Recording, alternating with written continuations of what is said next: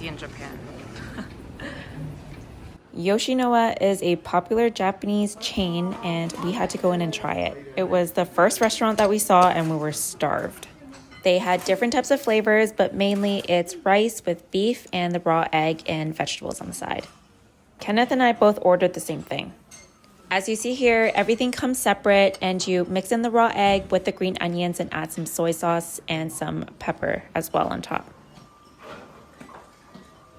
We just arrived in Japan in Narita Airport, and we just had some dinner at this place. It was really, really good. That's all we needed. I was so hungry off the plane. It was only a 3-hour plane ride, but it felt like forever, and I was so hungry. And yeah, we got our winter jackets on from the Philippines. 3 degrees? 3 degrees here, so... Coming from 30. Yeah, Big wish us difference. luck. Narita Airport was quite far from the city, so it took us an hour to get here, but it was only one train stop. We finally arrived at our hotel. Our hotel was quite small, but very clean and modern finishes. The hotel smelled like a spa once we walked in. We dropped off our luggage, and of course, the first thing we need to do is head to 7-Eleven. 7-Eleven in Japan is definitely a whole other level, trust me on this. We were pretty tired at this point, so we will do a 7-Eleven walkthrough later on this video. But for now, this is what we got. Yeah, so Japanese people are super smart.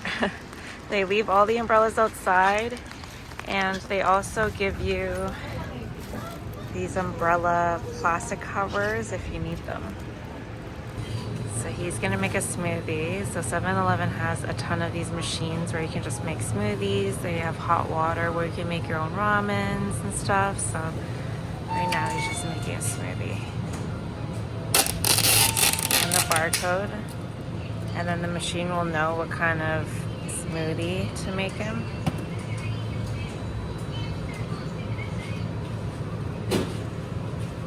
And we go.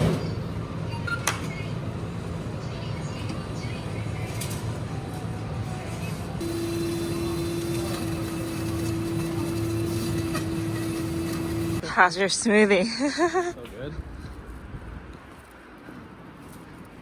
We got back to the hotel with some snacks, of course, and then we head to bed.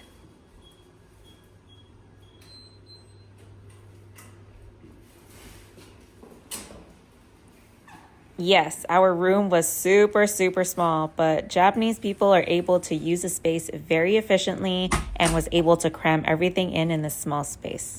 Day 2 in Tokyo, and we decided to walk to Amiyoko Shopping Street, and this was about 10 minutes away from our hotel. As you can see, there's a ton of restaurants and shops that you can buy souvenirs and small goods and also grab some street food. The market was packed with a variety of seafood, meats, vegetables, and fruits.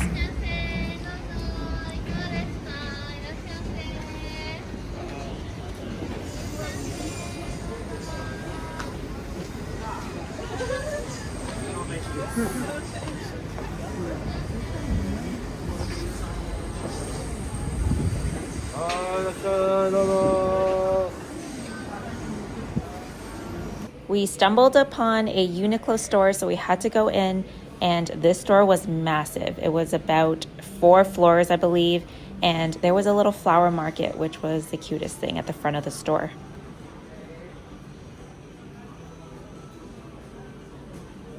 We walked around for some time and got pretty hungry, so we stumbled upon this restaurant which has curry and a lot of different options, so we decided to just walk in. All right, going in.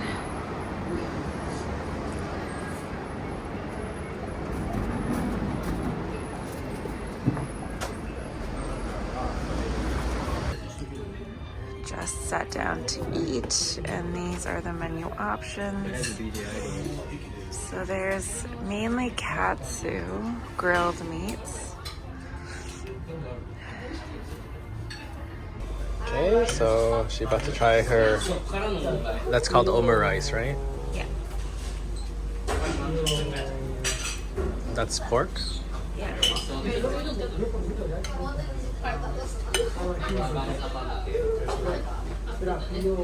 have a composer. So this is chicken rice instead of white rice. chicken rice? Chicken rice, yeah. It's probably cooked in chicken broth. Okay. It's a really big bite.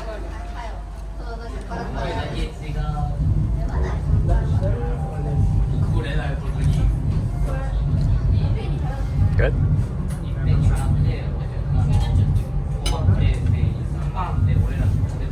Nice. Really good. The pork is really crispy and juicy on the inside. The curry isn't too heavy. It's a little light in flavor for curry, and it goes really well with the rice from it. Really good. So this isn't a ramen place, but Kenneth hasn't been feeling very well, so he got the soup.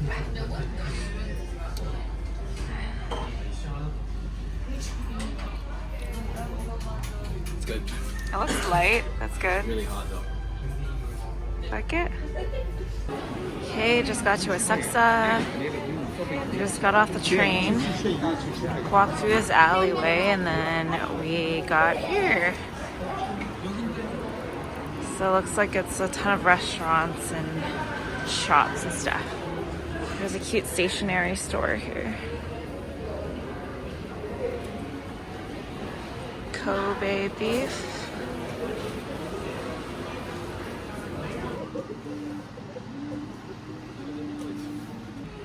Found a nice matcha shop. We just got some matcha because it's so cold outside.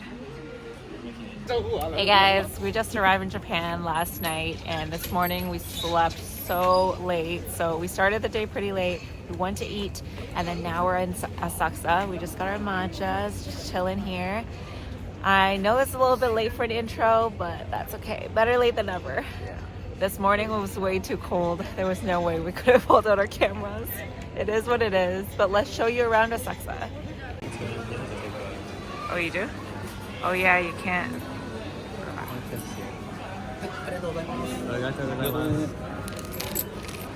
then Portugal. Alright, so she's about to have her first daifuku in Japan. So this one is a strawberry with red bean filling. First bite was how? Good? Yeah, really good. The mochi is very chewy. The red bean's not too sweet. With a little bit of strawberry flavor, which is very juicy.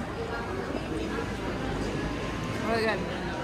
At only $5 per daifuku.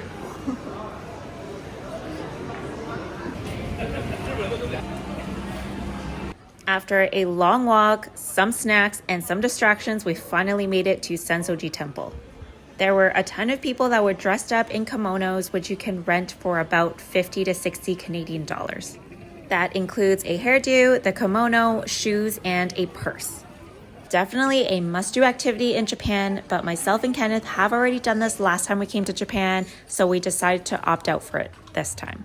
There is clearly a trend here. Again, a ton of shops, restaurants, snacks, and things to do in little shops here.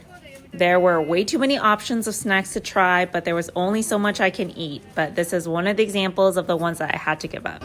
Just got to the temple area. By the time we got there, it was around mid-afternoon and the place was packed. There's currently a queue for imo pipi. So it's pretty much baked potato in like a brulee with the sugar caramelized on top, and they torch it with butter or ice cream. And then that is the purple potato ice cream that they have. Apparently it's really good, so let's try it out. We waited for about 20 minutes and finally we got in.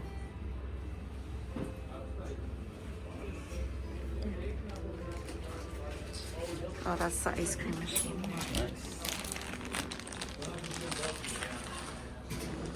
We opted for the creme brulee sweet potato.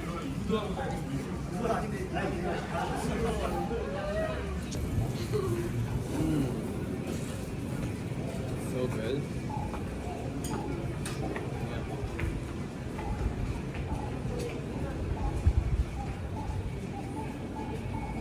What does it taste like? Sweet potato and creme brulee. Really good. Wow, just found this really cool looking restaurant with a really nice garden on the outside. Wow, this is so cool. Beautiful. Yeah, this is just randomly in the alleyway in Asakusa. We walked around for some time and ended up taking the train back home, and this was a walk from the train station to our hotel. The Japanese definitely don't let you go hungry in this country. Again, we had to go to 7-Eleven the second time.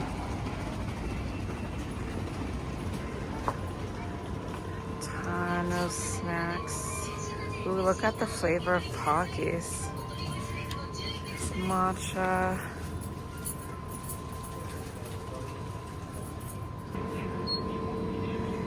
Some like vitamin C shots and stuff.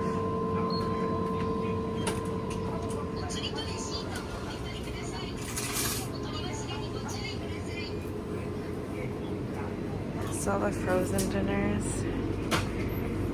pastas, and these are the smoothies. Banana smoothie, blueberry. There's donuts, croquettes, hot dogs. There's steam buns here. This is where all the goodies at.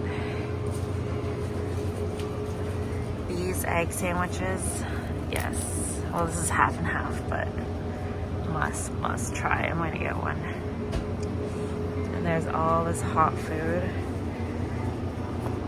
All of these are like really relatively cheap. Most of these meals were under $10 Canadian. And you get a full meal. Oh, look at this. It's like onigiris. Egg and some crab meat, some rice balls, more onigiris. There's all these like side vegetables and stuff you can get. Some noodles. So there's microwaves at the 7-Eleven where you can heat your food. Bunch of ready-to-eat salads.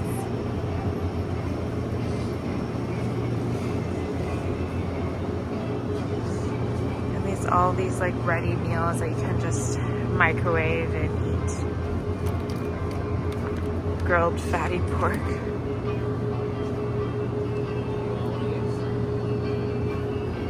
Sure, yeah. Some breads. So what have you picked up so far? 2 yakulitas. Yakulitas. Chicken cutlet. Apparently, banana coffee is really good. So you mix banana milk and coffee and you put it in the ice. So they have like these ice cups.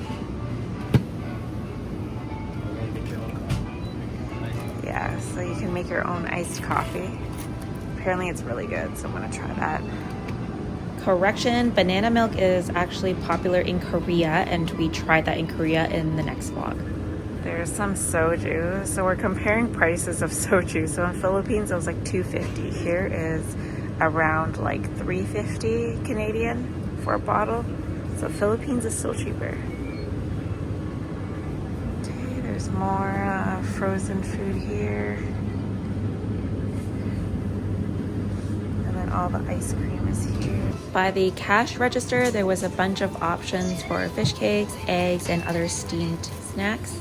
Here are the machines where you can make smoothies, coffees, and add hot water to your ramen. There's vending machines everywhere, and look, they can make meat for you. So I guess it's frozen inside the machine, and then they heat it up for you, and they dispense it through there. Photo booth, and a ton of vending machines everywhere. We got back to the hotel, and this was the setup that they had for coffee, water, and teas.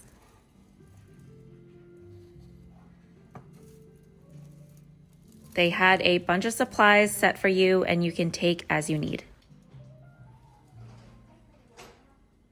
Cleansing oils, more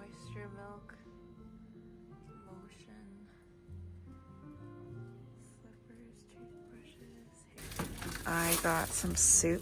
This is about less than $4. And I got a salad.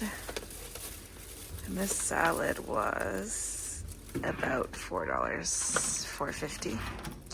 I got a little macaroni salad here.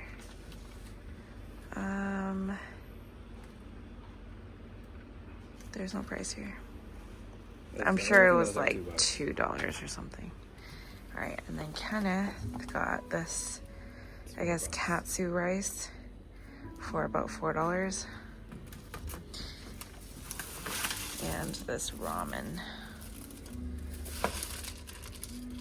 I don't know how much this is.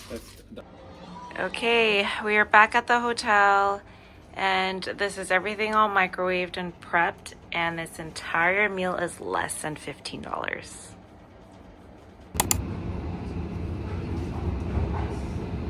Good morning. Morning. So day 2 in Tokyo, and we just got our coffees at Arabica.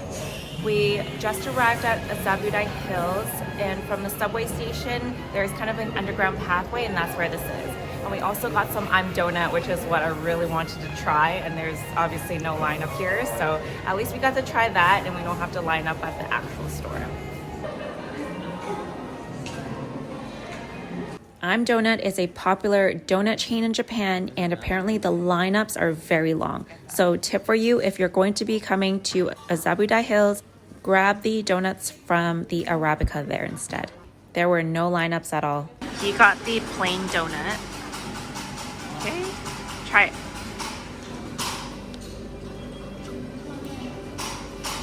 It's like eating air. So good. See? Wow. It looks like a lot of egg in there. Okay, got our coffee. So I had the Kyoto latte. Apparently it has condensed milk in it, but it's not too much, so it's not too sweet. And then what did you get? I got the same thing but ice. Same thing but iced. Azabudai Hills is a new modern shopping center that opened a few years ago. I love the modern aesthetic and interiors in each shop, and each had its own characteristic. I loved walking around here, so if you're in the Tokyo area, highly recommend to visit.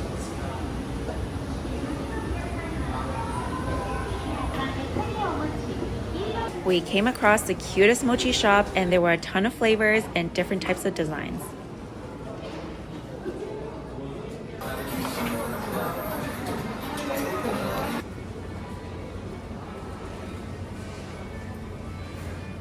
My favorite part of Azabudai Hills was definitely the market. There are so many options ranging from bento boxes, sushi, hand rolls, variety of meats and curry, and had many restaurants that are inside the market. So we have some like beef slices here. Some fish slices, some set meals.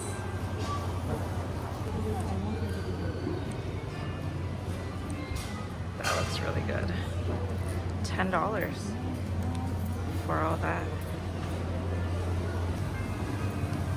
Okay, these large strawberries is a big thing in Japan. Look at this one. More than $10 for one single strawberry. But look at the size of this thing. It's literally sitting in a throne. Look how big this is. This is like almost the size of like... It's like this big. I don't even know how to explain it. Anyway, these white strawberries are really expensive, but extremely, extremely juicy. I've had them before. It's about $22 Canadian for a pack of these. But right now, I guess they're not in season, so there's not much of them. Have you ever seen a watermelon in a bow? That's about $400. So apparently they give these as housewarming gifts. Those are really, really good melons. That I haven't tried.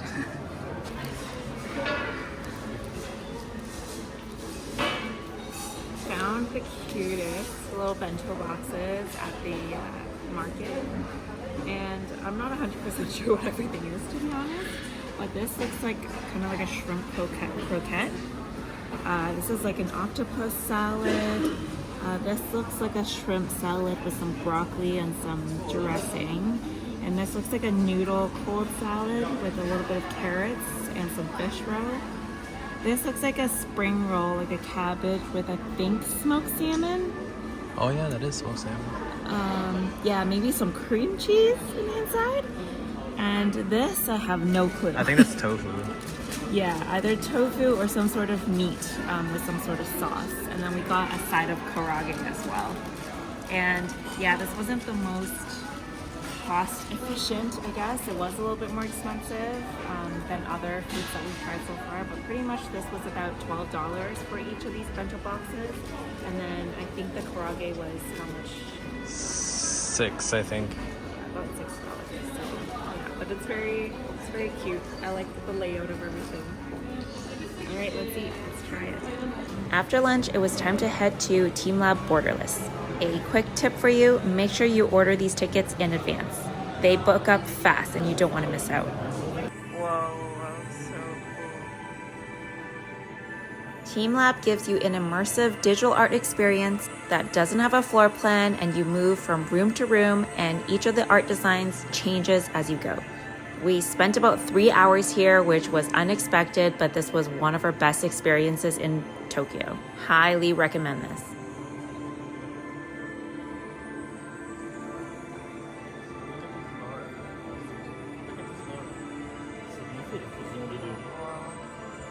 Doesn't move when you step?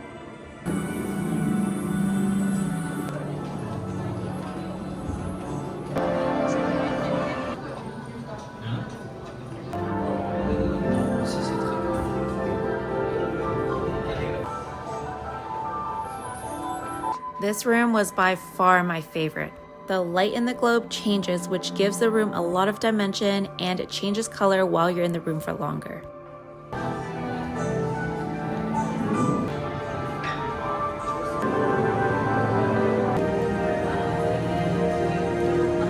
This was a fun and interactive activity, especially for kids. You choose a character outline of your choice, and then you color in the character. Once you are done, the staff will scan your photo and your image will be integrated into a large room with top to bottom screens. It pretty much looks like a digital aquarium. As you see here, this looks very funny, but we do have a dog named Keo, and Kenneth drew him as a squid. You can go through the app and take a look at all of the drawings that were created during that day.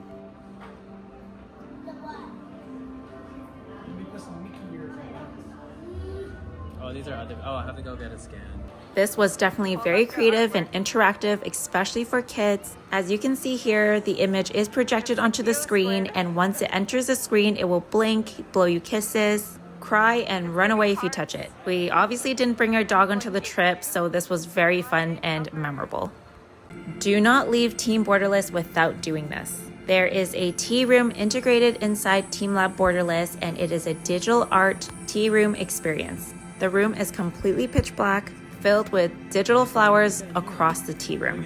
When your cup is full and stays in one area, the flowers will bloom. Once you remove it, the flowers will disperse. On top of that, the tea was the most delicious tea I've ever tried. It was raining that day, so we didn't spend too much time outside, but make sure you go outside to take a look at the architecture. It is very futuristic. We walked by an area with cherry blossoms that are partially bloomed, and we had to go outside to take some pictures. Next stop, Shibuya Station.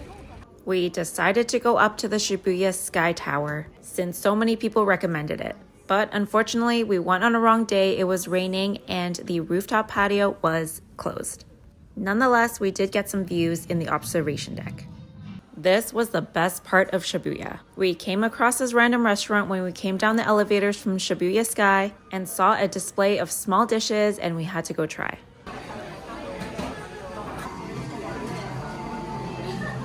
Okay, and then the side dishes, this would be vermicelli with some, vermicelli with carrots and wood ear and sesame. This is tofu, and this looks like it's a fish. Maybe a mackerel? Yeah, with some lettuce shreds. Yeah, maybe some pickled radish in there. And I just got my meal, so it has a raw egg, the rice, which looks like it was pan fried, and has beans in it. This is the Wagyu Sukiyaki. Looks like there's onions, some greens, and that might be... I'm not sure what that is. Okay, and then there's a soup. And then same thing with the side dishes, so the fish and also the vermicelli. So good. I couldn't even film while I was eating. So now I pretty much just put the rice into the rest of the egg mixture with a little bit of the Wagyu beef fat and the vegetables and the flavor from it.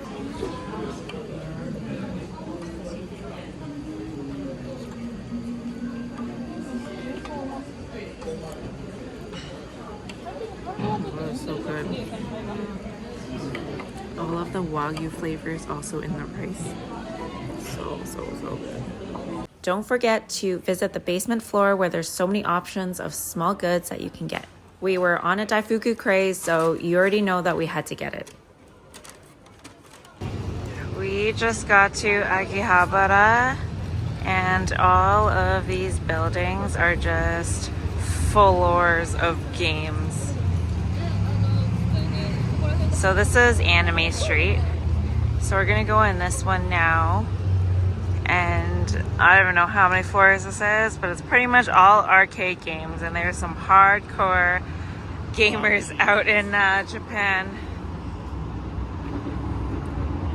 So this is mostly claw machines. There is music games and then arcade games and video games. So it's just a bunch of claw games. So let's go to the elevator.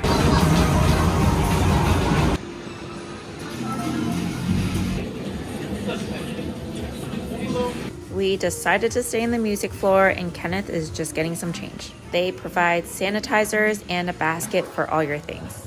The building does look quite empty from the video, but it was pretty busy. We didn't film any areas with people just out of respect. We stayed there until it closed at 12 o'clock and we headed home. We heard a lot of good reviews from this restaurant, Godaimi Hanayama, known for its wide-cut noodles. We got there around 11 o'clock and there was already a huge line. The wait was about 2 hours. We registered our names and ended up walking around Ginza to explore the city. Since the wait was so long, we ended up going to Cafe Bon to try their Wagyu sandwiches. We also heard that this restaurant was really good.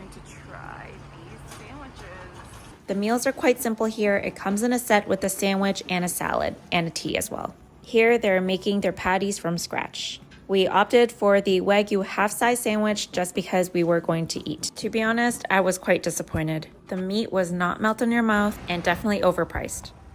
We got a notification that our table was almost ready, so we sprinted over to the restaurant. By the time we got there, it was around 2 o'clock and the wait list was closed.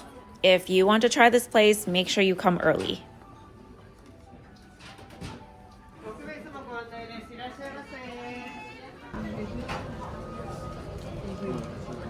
I opted for the cold dipping noodles with a side of tempura, and Kenneth ordered the soup with clear broth and beef as well as tempura on the side. The noodles are cold, and essentially there is an area in the middle where you dry the noodle and then you dip it into the soy sauce or the sesame sauce. The rest of the noodles surrounding the plate is submerged in cold water in order to make sure that it doesn't stick together. I had to record this, but the tempura was soggy. Unimpressed. I would definitely recommend to get the soup and not the cold noodle. After lunch, we headed to Tokyo Station to take the bullet train to Kyoto. They definitely don't skimp out on the food because look at all these food stalls in the train area. In every station, there are these lockers that you can store your luggage for a small fee, and this makes it so convenient. Our train has arrived and we are on our way to Kyoto, which is the next stop. You know the drill. Like, subscribe, comment below if you have any questions for us, and we'll see you in Kyoto.